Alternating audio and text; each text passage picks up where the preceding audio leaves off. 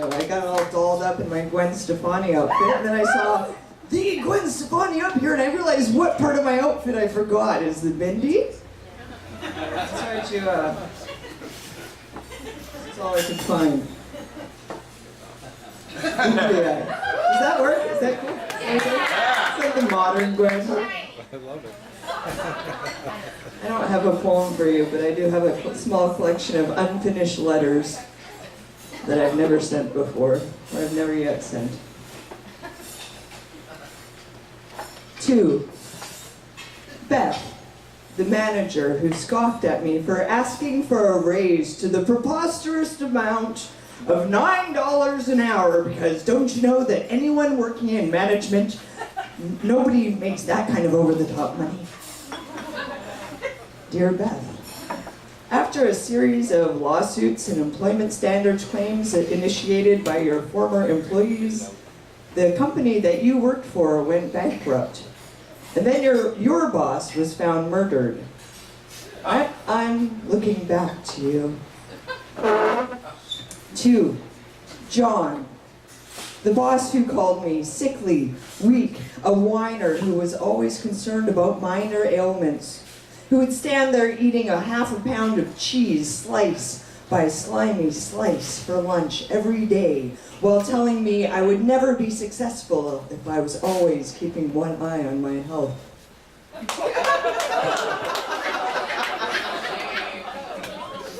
Dear John, you successfully ignored your minor symptoms straight into the obituary section of the newspaper.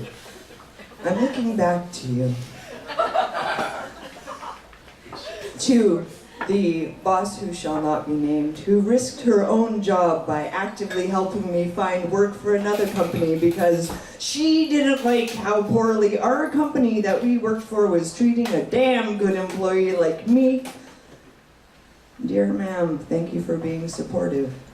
You're welcome to use me as a job reference any day. I'm looking up to you. 2.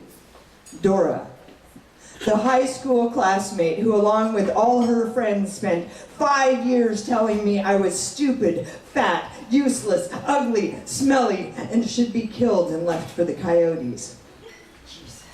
Dear Dora and friends, it certainly was interesting to see you and all of your friends at the 10-year high school reunion that me and my other stupid, useless, ugly, smelly friends organized. I'm looking back to you. 2. Angie, the old friend who said that she couldn't talk to me anymore after she found out that I wasn't Christian, because in her eyes, I was a heathen whose heart had been poisoned by Satan. Dear Angie, I hope that you've learned more from Jesus' teachings of love and acceptance than from your pastor's teachings of white supremacy and hatred.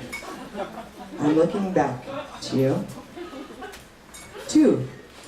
Shannon.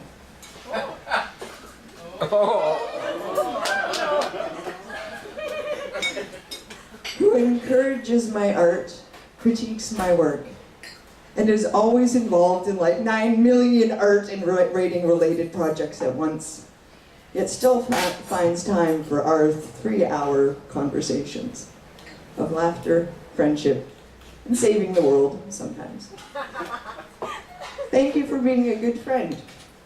I wish I was half as focused as you are. I'm looking up to you.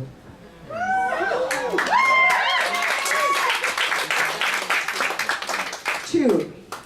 The Canadian International Annual Film Festival, who prides themselves on critiquing all the films they received, and who sent me a critique of my film, which called my film a wannabe art film that was a torture to watch. Looks like your film festival no longer exists.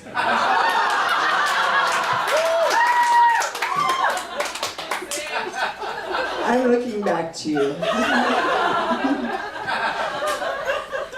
2, the anonymous poetry slam audience member who said that because I only got 2nd place in the slam that night, I obviously needed someone as talented and successful as him to coach me on how to be a successful performance artist.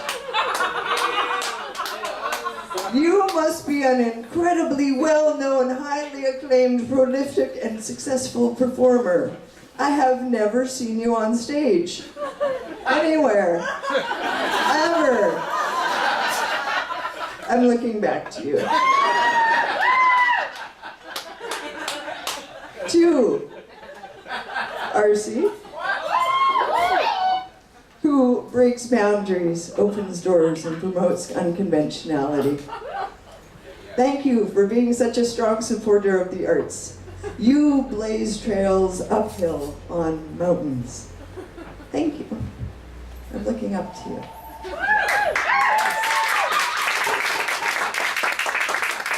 2. Doug, the guy I dated in my 20s who ridiculed me for living in a basement suite with a roommate and throwing away money on stupid things like rent instead of buying a house like a real adult.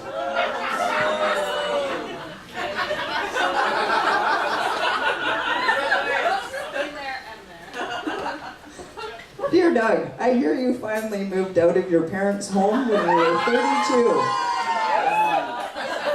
I'm looking back at you. 2. Cliff. This is my very first boyfriend. The boyfriend who dumped me because he was en route to being a millionaire. And he was going to retire by 35 and he didn't want someone like me holding him back. So that's what a 42-year-old millionaire looks like. Bad teeth, sweatpants in public, smoking hand-rolled cigarettes with stains on your fingers, spending hours on end in Tim Hortons with no job, no education, and no clue. I'm looking back at you.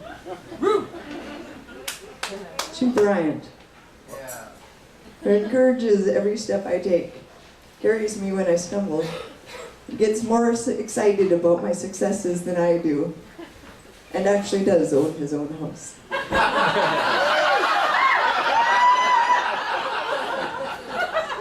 Thank you for being a strong, compassionate, and supportive boyfriend.